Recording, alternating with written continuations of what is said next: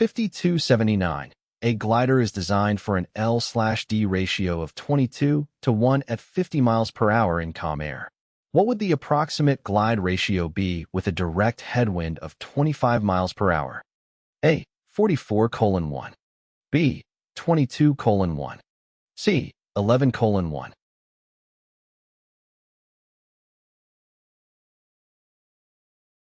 The correct answer is C. The glide ratio is determined by dividing the airspeed of the glider by its sink rate, the rate at which it descends. Given that the glider has an L/D ratio of 22 to 1 in calm air at 50 miles per hour, we can calculate the sink rate by dividing the airspeed by the L/D ratio. Sink rate equals airspeed/L/D ratio equals 50 miles per hour/22 is equal to 2.27 mph now. With a direct headwind of 25 miles per hour, we need to consider the ground speed of the glider. The ground speed is the airspeed minus the headwind. Ground speed equals airspeed. Headwind equals 50 miles per hour to 25 miles per hour equals 25 miles per hour. To calculate the new glide ratio, we divide the ground speed by the sink rate. Glide ratio equals ground speed/sink rate equals 25 miles per hour / 2.27 miles per hour is almost equal to 11:1. 5281. At a given airspeed, what effect will an increase in air density have on lift and drag of a glider? A. Lift and drag will decrease. B. Lift will increase, but drag will decrease. C. Lift and drag will increase.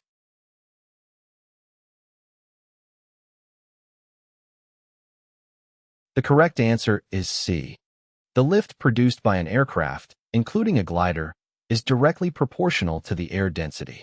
When the air density increases, there are more air molecules per unit volume, which means more air molecules pass over the wing of the glider in a given time, leading to increased lift. Similarly, drag, the aerodynamic resistance that opposes the glider's forward motion, is also affected by air density. An increase in air density means that more air molecules collide with the glider's surfaces, resulting in increased drag. 5283. If the airspeed of a glider is increased from 45 miles per hour to 90 miles per hour, the Parasite drag will be A. 2 times greater. B. 4 times greater. C. 6 times greater.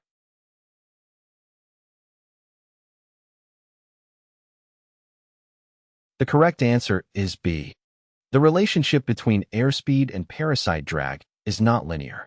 In fact, the Parasite drag increases with the square of the airspeed. So, if the airspeed of a glider is increased from 45 miles per hour to 90 miles per hour, the Parasite drag will be 90 squared / 45 squared equals 8,100/2025 is equal to 4. Therefore, the Parasite drag will be 4 times greater when the airspeed is increased from 45 miles per hour to 90 miles per hour. 5284. If the indicated airspeed of a glider is decreased from 90 miles per hour to 45 miles per hour, the induced drag will be A. 4 times less. B. 2 times greater. C. 4 times greater.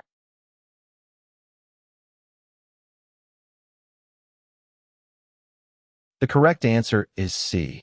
The relationship between induced drag and airspeed is inversely proportional. As the airspeed decreases, the induced drag increases. If the indicated airspeed of a glider is decreased from 90 miles per hour to 45 miles per hour, the ratio of the new airspeed to the original airspeed is 45/90 equals 1/2. Since induced drag is inversely proportional to the square of the airspeed, the change in induced drag would be the square of the change in airspeed. In this case, it would be 1/2, 2 equals 1/4.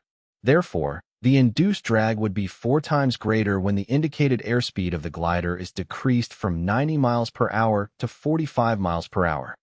5285, which is true regarding wing camber of a glider's airfoil.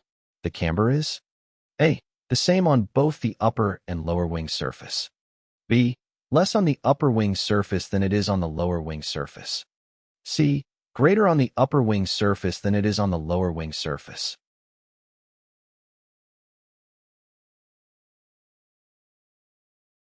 The correct answer is C.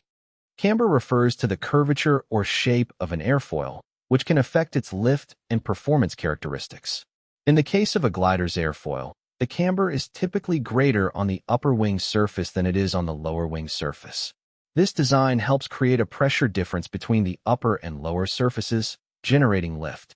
The curved upper surface contributes to the longer path and faster airflow, resulting in lower pressure and higher lift.